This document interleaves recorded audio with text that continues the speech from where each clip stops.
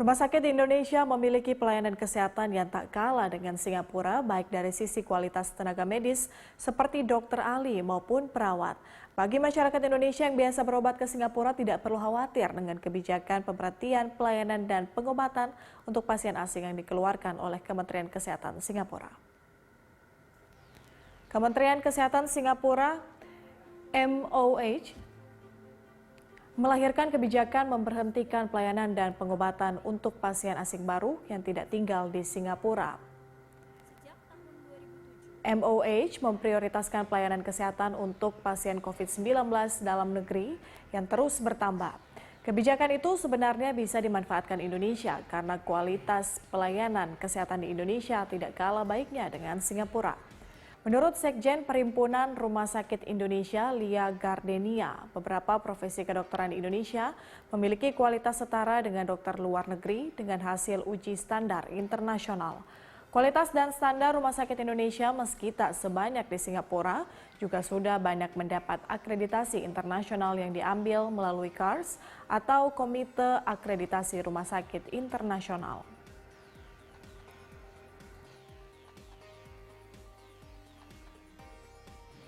Kalau melihat kualitas rumah sakit di Indonesia, saat ini sudah cukup banyak yang mengikuti standarisasi internasional. Di Indonesia sudah ada KARS, Komite Akreditasi Rumah Sakit yang berstandar internasional. Jadi rumah sakit boleh memilih apakah dia ingin mengikuti akreditasi dengan standar nasional ataukah mengikuti dengan standar internasional. Tentunya standar internasional mempunyai persyaratan yang lebih banyak daripada akreditasi nasional. Dan ada juga beberapa rumah sakit pemerintah maupun swasta yang sudah mengikuti bahkan akreditasi internasional. Contohnya adalah JCI atau Joint Commission International.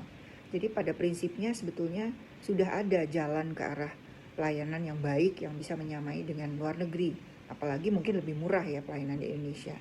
Mudah-mudahan para pasien sudah lebih banyak lagi membuka diri untuk melihat atau mencoba kegiatan pengobatan di Indonesia, yaitu untuk orang-orang yang tentu kelas menengah ke atas. Mari kita bersama-sama menghargai pelayanan kesehatan di negeri sendiri. Pembenahan yang perlu dilakukan oleh Rumah Sakit Indonesia tentu membuka akses. Jadi kita harus membuka akses, memberi informasi kepada publik bahwa apa saja sih pelayanan-pelayanan kesehatan yang mutunya baik dan juga bisa dijual kepada pasien-pasien kita di Indonesia. Mungkin inilah yang perlu diinformasikan lebih banyak ke publik sehingga masyarakat tahu bahwa pelayanan ini sudah ada di Indonesia. Kemudian yang satu lagi yang penting adalah bahwa kita harus punya komitmen terhadap pelayanan yang berstandar internasional ini. Jadi pasien-pasien tidak kecewa untuk mengobati dirinya di Indonesia.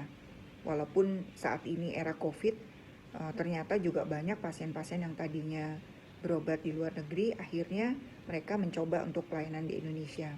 Walaupun saat ini memang masih terbatas, tapi 1-2 pasien kami tahu mereka sudah melanjutkan pengobatannya di Indonesia dengan kemampuan.